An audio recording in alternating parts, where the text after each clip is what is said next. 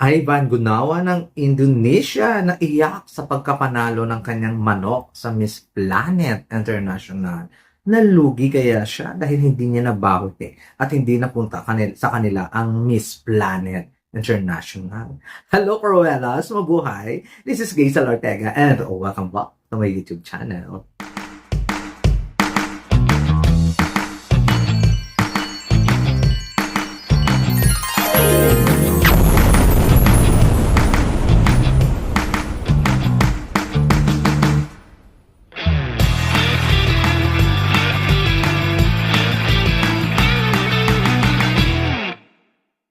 Hello! Kamusta po kayong lahat? Good morning, good afternoon, good evening. Anumang oras kayo nanonood sa akin ngayon, marami pong salamat. Sa mga bago po dyan subscriber, return viewers nito, salamat sa suporta. Sa mga hindi pa po dyan nakasubscribe, please subscribe my YouTube channel, Gaisal Ortega Cruella in Pageantry, and click the notification bell below para updated kayo when it comes na maglabas ako ng aking mga video. Dami kong pahanas ngayon sa kapitbahay nating mga aw! Aw! Aw!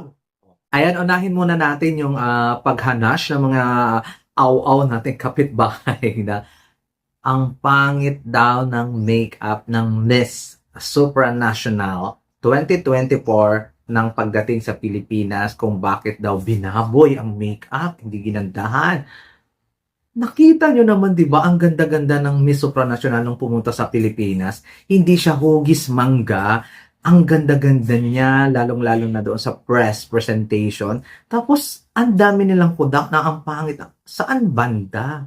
Gusto ba nila mahaba pa rin ang baba? Gusto ba nila humpak na humpak ang kanilang makeup ng Miss Supranational? Tingnan mo, nakaka-Miss Supranational na kasi pumunta sa Pilipinas ay na-experience niya ang totoong makeup na talagang maganda. Kaysa naman sa makeup nila na hugis mangga lahat, hugis bigas daw. Naku, nagigigil talaga ako dito. Hindi ba ninyo nakikita na yung mga pachikbo ninyo ay humpak na humpak at ang tigas-tigas tingnan? Tingnan mo, biglang lumambot yung Miss Supranational ninyo dito nung pumunta ng Pilipinas at biglang gumanda ng pang Miss Supranational. Tigilan nga ninyo ako. Ang cheap talaga ng mga taste ninyo when it comes sa makeup. Hindi ko alam sa inyo, hindi ko talaga maintindihan.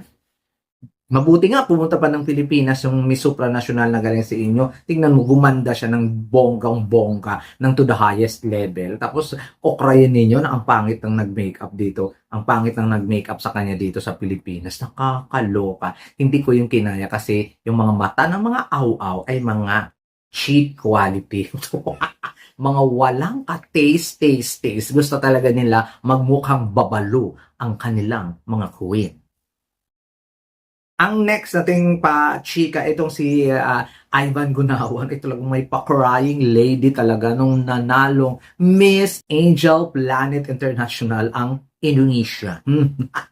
Natawang-tawa naman talaga ako. Ang arte-arte umiyak. Akala mo hindi nagpa-botox. Akala mo hindi retokada. Hindi na malura yung mukha niya sa sobrang retoke ng pagmumukha niya. Nakakaloka tong si Ivan. Naiyak ba siya dahil ang laki ng ginastos na tapos Miss Angel Planet International lang, or naiyak siya dahil at least nakoronahan ang kanyang queen kasi nanalong Miss Angel Planet International? Nakakaloka. Yun na ba yun? Nakakaiyak ba yun pag nanalo ka ng Miss Angel Planet International? Parang hindi naman. Nanalo ko lang ng Miss Angel Planet International. Naiyak na yung national director. Hindi nga naiyak yung kandidata. Charot lang. Ano to? Ikaw yung kumumpit? Charot lang. Kakaloka to si Ivan. Kala mo naman siya nagkumpit. Gumastos ka lang, oy, pero hindi ka naman nagkumpit. Huwag kang masyadong ambisyosa. Hindi nga umiyak yung kandidata mo. Charot. Charot lang po. Ang OA ninyo, akala naman ninyo, Miss Universe yung pinalalunan nyo, naiyak kayo. Hindi nga kayo, naiyak kayo, Miss Angel Planet International. Pang ilan ba yan sa beauty pageant? Siguro pang number 15 sa ranking. Tapos, sige na, ibigay na namin sa inyo, di umiyak kayo. Kasi minsan lang din naman kayo magpadala ng totoong maganda sa competition. To be fair, sa Miss Indonesia, ang ganda, ang ganda. Kasi hodak whatsoever, nagparitoke man siya, pero ang ganda niya talaga. Perfect ang ritoke, kagaya ni Ivan Gunawan. Dati kamukha siya ni Jed Madela, ngayon sino na yung kamukha niya?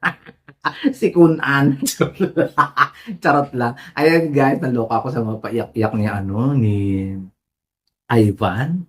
Ano ba talaga? Ivan or Ivan? Ivan Gunawan. Nakakaloka talaga. Hindi talaga matake ang kanyang eksena. Gusto ko siyang ipa-make-upan din sa mga Filipino artist at saka mga Thai artist para lalo siyang gumanda. O, di ba? Para hindi siya magmukhang babalo. O, babalo. O, di ba? Di ba, Ivan Gunawan? Nakakaloka ka. Oh, dito na tayo sa hindi tayo aalis sa mundo ng mga aw-aw. Mundo ng mga aw-aw-aw-aw. Ayun. Ito si Ivan Gunawan ay talagang may Miss Amiga World Beauty Pageant soon. Excited ba kayo? Di ba? Pati ako na-excite. Di ba? Maano ko talaga, nararamdaman ko talagang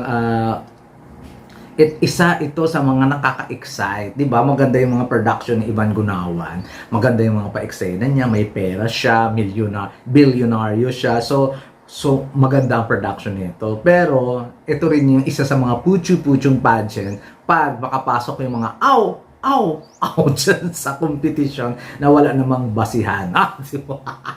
Pero I'm so excited kasi 'di ba sa production tayo babawi ng bonggang-bongga. So tingnan na lang natin at kung ano ang mga bagong pageant. Kaya kung may bago ba tayong makikita, malay mo wala ng evening gown competition kundi swimsuit competition na lang. O kaya wala ng swimsuit competition kasi nga Indonesian sila, 'di ba?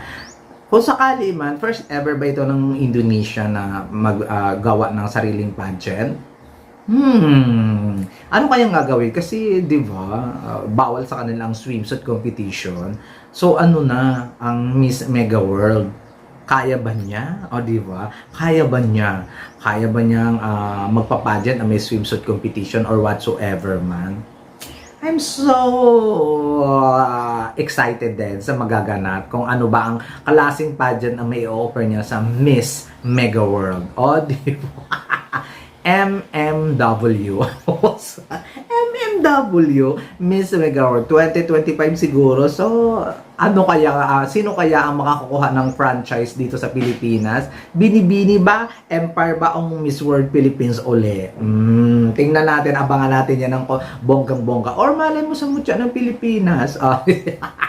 Tingnan natin kung ano nga mga magaganap sa Miss Mega World. Kasi excited na ako kasi for sure, hindi yun putyo-putyo. Ang ano lang talaga, ang mga kandidata, tingnan natin kung pang putyo-putyo ba talaga. Tingnan natin kung kaya niyang kabugin si Mr. Nawat at saka si Kunan when it comes sa pagputyo-putyo ng pageant. Ayan, diba? Ivan Gunawan, patunayan mo sa amin kung gaano kakaganda na walang siyensya. Charot, parang mas okay pa nga siyang walang sensya, no? Kaysa sa ngayon. Nakakaloka talaga yung paiyak. Hindi ko talaga makamove. Ganun pa siya doon sa paiyak-iyak niya kasi nanalo Miss Angel Planet International yung Indonesia. Hindi ako makamove. So there you go guys. Maraming salamat. At yan muna ang ating pa-update sa mundo ng mga aw. Maraming salamat. This has been Gazel Ortega. Bye!